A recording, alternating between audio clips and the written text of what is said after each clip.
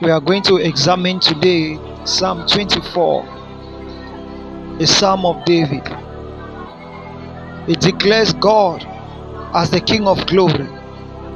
It says the earth is the Lord's and the fullness thereof, the world and they that dwell therein. It says the earth is of the Lord's, is the Lord's and the fullness thereof. It says the world and even all that dwell therein, meaning no man belongs to Satan. He said, for he had founded it upon the seas, and established it upon the flood. Can you imagine that? The earth is a project that God carried out. He says the earth is the Lord's. He's talking about this building, this structure, this magnificent structure in which humans live, and animals and trees and all kind of things dwell in it. He says that structure is the Lord's own, meaning God is the owner of that structure called earth. He said the fullness thereof, every angle and every part of this earth is owned by God. He said the world,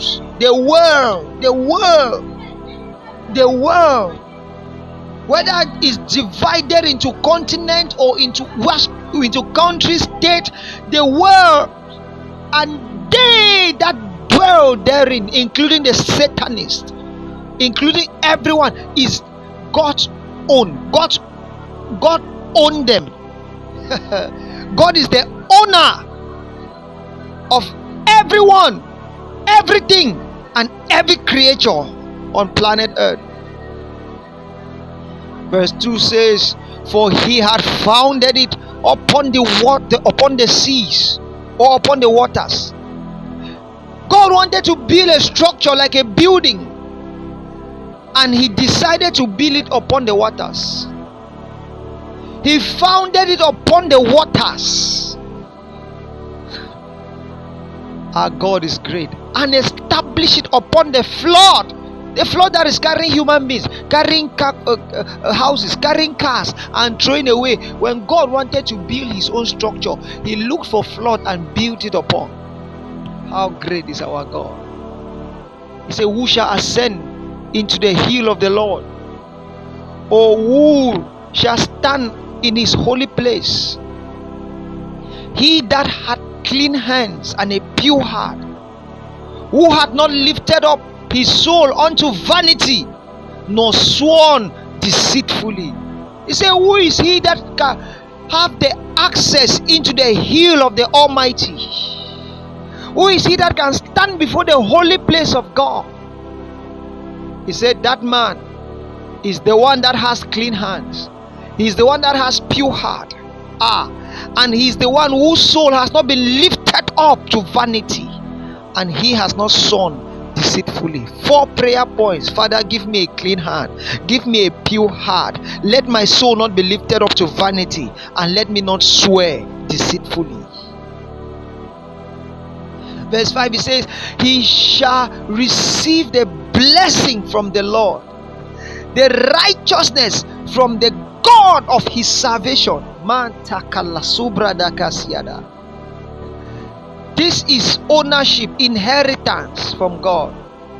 He said, this is the generation of them that seek him, that seek thy face, O Jacob. This is the generation. He uses Jacob because Jacob became one of the people to pioneer the seeking of God's face. Yes, one of the people to pioneer seeking of God's face. The patriarch that came with a dimension of what we know today as seeking of God's face is Jacob. Why? Jacob wrestled with God. He was seeking. When we say he wrestled until he brought forth his inheritance. So he said, this is a generation of them that seek him, that shall seek thy face, O Jacob. He said, lift up your head, Yes, because when you seek the face of God, when you enter this dimension that he's talking about, that is understanding that God owns all things, and then now looking for access into the hill of God and into his holy place with a clean heart, a pure heart, a heart that is not lifted up to vanity, a heart that does not give itself to worldly things, a heart that does not find pleasure in worldliness. There are people that find pleasure in worldly music. I'm talking, they're not hearing. They find pleasure in things that are worldly. Not that you can't use maybe some kind of things, but that should not be your pursuit. Worldly pursuit. Pursuit to have things that will end only on earth. You are not pursuing what will last for eternity. But he said, those that pursue things that last for eternity, he said they shall receive the blessing of God and righteousness from the God of their salvation. And then he said that generation shall be called a generation that seek him. Oh God, may I be a generation that seek your face. May I be a generation that seek you, oh Lord. May I be a generation that seek your face. Lord, let me be part of those that you call generation of seekers. Let me be in the book of seekers, those that seek the face of the Lord. For those people, a decree has been said, lift up your heads, O ye gates, and be ye lifted, ye everlasting doors, and the King of glory shall come in. Kapalasiaka prakata, regete prakato shatakabaya. When you start seeking, you come in contact with gates in the spirit realm. You come in contact with gates, with doors, not just any kind of door, everlasting doors. And one of the first person to have access to be able to open these doors was Jesus Christ. So when Jesus was entering, so he's telling us, when he's trying to show us that the doors have been opened for seekers. As you seek, you will find yourself entering the door. You are not going to open the door again. The doors have been opened. The gates are lifted. It's for us to enter. It's for us to enter. Dimensions have been opened. Dimensions have been opened for us in the spirit. It's for us to enter. Portals are open in the spirit. It's for us to enter.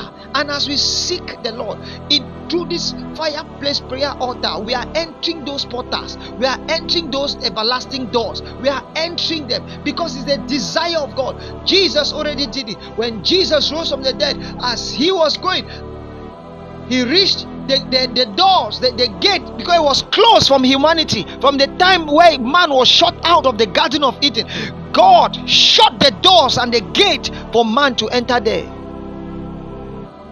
And when Jesus reached the gate, he said, lift up your head, O ye gates, and be ye lifted, ye everlasting doors, and let the King of glory come in. And the angel that was standing there said, who is this King of glory?